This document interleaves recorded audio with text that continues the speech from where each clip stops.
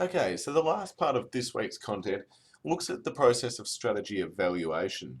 And as we've mentioned a little bit in the semester thus far, it's all well and good to develop an effective strategy and one which you as a firm hope will provide you with a source of competitive advantage over your rivals. But you need to make sure that once you've developed it and also implemented that strategy, that you can ensure that it is achieving what you would like it to achieve.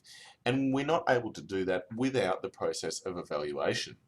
As you can see on the slide here, there are two general parts to strategy evaluation. First of all, measuring a variety of different key performance indicators, which we'll touch on in a minute, to assess and control the progress of that implementation of the strategy. And secondly, assessing the components which will also influence the strategy. And these tend to be those external factors that we mentioned earlier in the semester, such as the context of the environment and those environmental factors, to determine whether the strategy requires adjustment. We've mentioned at various stages that a firm strategy is almost always not just the original deliberate strategy that it set out in its first original form. There are also these emergent strategy parts which only come about as a result of these external factors and force the firm to adapt its strategy to suit those. And we're not able to recognize and then put into place those adaptations without strategy evaluation. Now, as a key part of the strategy evaluation process, as you could imagine, does involve the analysis of particular types of data, and we're going to look at a few different types of those in a minute. But as you can see, we've included a link to a nice little article here which describes how data analytics has actually become quite a sexy job these days. That it's recognised as quite important to the firm and has become very much recognised rather as a very crucial part to that strategy evaluation process. Have a look at that clip, that link when you can. All right, most commonly the way that when we think of strategy evaluation, the key part of this process will usually involve these information and operating systems, which tend to relate to the information technologies that we as a firm can put into place. There are clearly a number of benefits which will arise from having these types of systems established in your firm. First of all, being able to enable better strategy execution through data-based decisions, having the technologies available so that it can measure quantifiable readings so that you can assess precisely how well or how poorly that strategy is being implemented. That having that data-based evidence becomes really important. Also allows us to strengthen our organisational capabilities. A lot of the time we see firms who literally have capabilities in terms of the precise operating systems that they have in place in their firm. So that itself can be a capability for a company. It also allows for real-time tracking of implementation initiatives and the daily operations, making sure that we're constantly on top of how well or poorly these strategies are being implemented. It also provides monitoring of empowered employee performance. A lot of the time you hear about modern organisations providing enhanced responsibilities and delegating that responsibility to the lower level employees. That's all well and good, but we need to be able to make sure that those employees are doing what we would like them to do. Not to say they need to be tightly controlled all the time, but we need to at least monitor to make sure that they're not going completely off the rails and still enabling us to achieve our organisational objectives. And that's typically done through a lot of these up-to-date modern operating systems. Finally, it also enables us to build closer relationships with customers. If you think about it, every time you go onto a firm's website, that information technology enables you to converse and deal with that firm much more easily than you would had that website not been available. So while there are clearly a number of benefits for these information technologies based operating systems, there are some considerations for us as managers when we go about putting them in place. These issues of confidentiality and privacy become really important, making sure that while we do want to monitor the activities of our employees, we can't go overboard. And there are laws and legislation in place to protect employees in a lot of instances, but you need to, even just from a moral point of view, make sure that you're not becoming too overbearing and finding out private information about your employees that you shouldn't have access to. The issue of ownership is another key one here. you need to make sure that, or establish very clear guidelines as managers as to what are the procedures and policies that need to be followed by employees, and also what are your boundaries as managers. What do you own when it comes to the employees' work and what they have developed on behalf of the organisation. In terms of collecting our data, there are a number of different sources that we can gain this sort of information from. The government is obviously a key form. They often have particular reports and ways in which we can gain access from them. Customers, you often hear surveys. We hate them when we get asked to do them as buyers and consumers, but they are vitally important sources of data for our firms. The operations themselves, industry, there are often industry level reports that you hear about. Employee data, often the surveys to the employees themselves provided feedback. You hear about things like exit interviews as well. Once a person decides to leave a firm, even when they are leaving, they are often asked to rate their experience and provide feedback that can be used by the firm. Suppliers can also provide, and other partners can also provide external and often more objective feedback than we could provide to ourselves. And the financial data is probably the most common one when you see a firm's revenue, their sales and so on at the end of every financial year. Alright, so we've talked some already about some of the benefits of evaluation. There is the issue often of necessity, making sure that we actually have the necessary information that we need in order to be able to make strong managerial decision. And there actually has been extensive academic research which has revealed this to be very much a necessity in order for us to become a successful business and implement a successful strategy.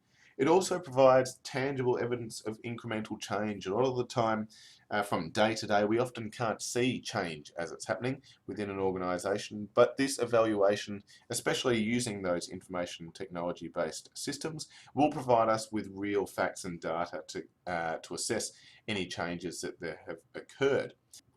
It's also important to understand the relevance of the data and keeping abreast of any changes which we see occurring, making sure, for example, that the strategy is up to date and relevant and current, which in turn tends to be quite good for the employee motivation, so that they can see they're working on things which actually have value and are seen as having value from the firm's perspective.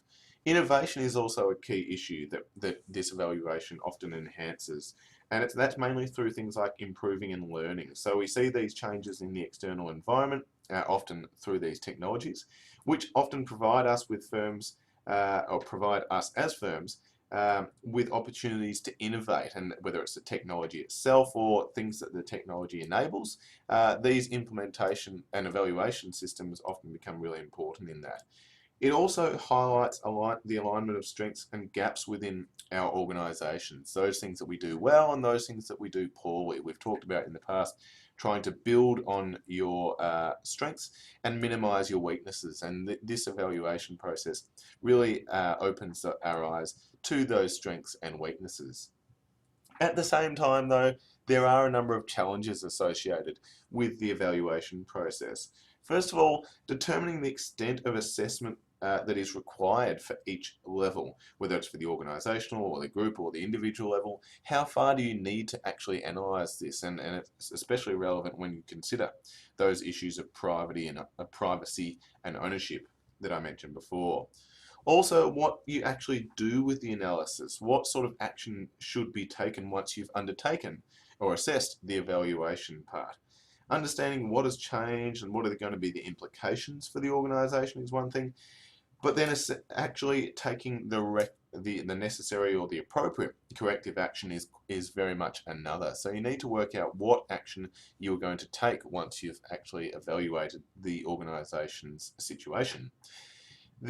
Understanding the importance of the issue. You might find that there has been some deviation with regards to the organisational goals, but is this a continual trend? Is it just a once-off? Can we potentially even ignore it?